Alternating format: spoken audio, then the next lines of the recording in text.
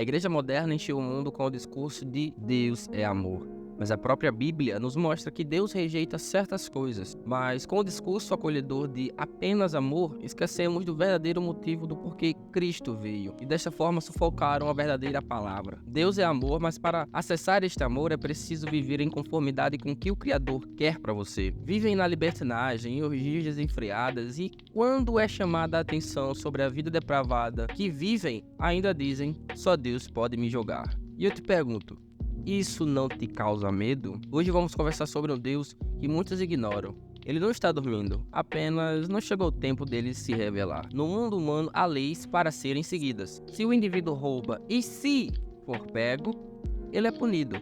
E com Deus não é diferente, ele também tem suas leis. A única diferença é que ele sempre está de olho em você. Cada passo, cada pensamento, cada ação que você faz, Deus está do teu lado te olhando. A Bíblia descreve Deus como onipresente, porque Ele está sempre em todos os lugares. Em Gênesis podemos ver o primeiro julgamento em massa de Deus, onde a corrupção e a maldade generalizada se espalhou entre as pessoas na terra. A maldade humana havia se multiplicado tanto que todos os desígnios do coração humano eram continuamente maus. A Bíblia nos descreve que a corrupção e a violência eram predominantes na sociedade da época, com as pessoas se afastando dos caminhos de Deus e praticando toda sorte de maldade. A terra, porém, estava corrompida diante da face de Deus, e encheu-se a terra de violência. E viu Deus a terra, e eis que estava corrompida, porque toda a carne havia corrompido o seu caminho sobre a terra. Então disse Deus a Noé: o fim de toda a carne é vindo perante a minha face, porque a terra está cheia de violência, e eis que os desfarei com a terra. Diante dessa situação, Deus decidiu enviar o dilúvio com julgamento sobre a humanidade, para purificar a terra de todo o mal. Como vemos, Deus julga com destruição aquelas pessoas ruins e más, aquelas pessoas que vivem na prática do pecado e não se arrependem dos seus atos. Mas não termina só por aqui, ainda temos mais julgamentos na Bíblia.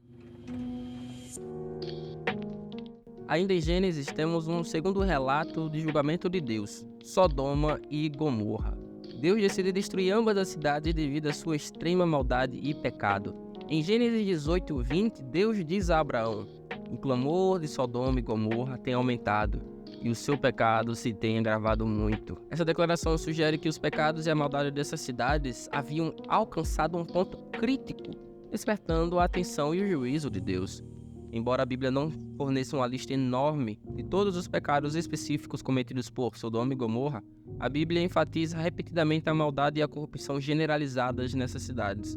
A sua perversidade é apresentada como um motivo principal para o juízo divino que resultou em sua destruição. Ainda há muitos outros exemplos onde Deus julga as pessoas, como por exemplo Israel, vivendo 40 anos no deserto.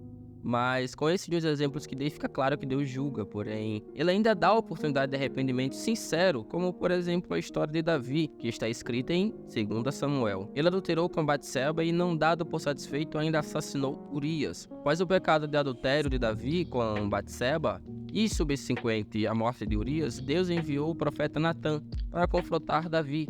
Em 2 Samuel 12, Natã conta a Davi uma parábola sobre um homem rico que injustamente tomou a única cordeirinha de um homem pobre. Ao ouvir a história, Davi se indignou com a injustiça e declarou que o homem rico merecia ser punido. Então Natã revelou a Davi que ele era o homem da parábola, expondo seu pecado de adultério e assassinato. Natã declarou que por causa de suas ações a espada nunca se apartaria de sua casa, trazendo desgraça e conflitos familiares. Além disso, Natã disse que o filho que Batseba concebera com Davi morreria. Após ser confrontado, Davi confessou seu pecado e expressou arrependimento sincero perante Deus. Ele reconheceu a gravidade de seus atos e a transgressão contra o Senhor. Em resposta ao arrependimento de Davi, Natã disse a ele que o Senhor tinha removido seu pecado e que ele não morreria.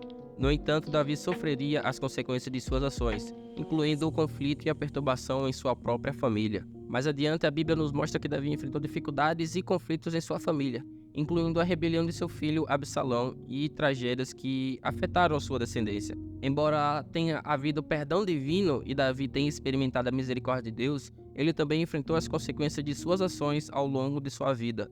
A história de Davi nos mostra que mesmo em perdão, nossas escolhas trazem consequências. assim como as pessoas do tempo de Noé, Sodoma e Gomorra.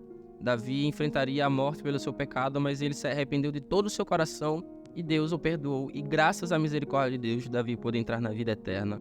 Assim nós, como Davi, temos a mesma oportunidade de nos arrepender e, mediante o ato de Jesus Cristo, ele nos comprou tempo para nos arrepender. Mas em algum momento o julgamento de Deus virá. E eu te pergunto, você não sente medo sabendo que Deus irá te julgar? Curte e comenta aqui embaixo sua opinião, se inscreva no canal e ative o sininho de notificação para sempre ser lembrado que tem vídeo novo aqui no canal.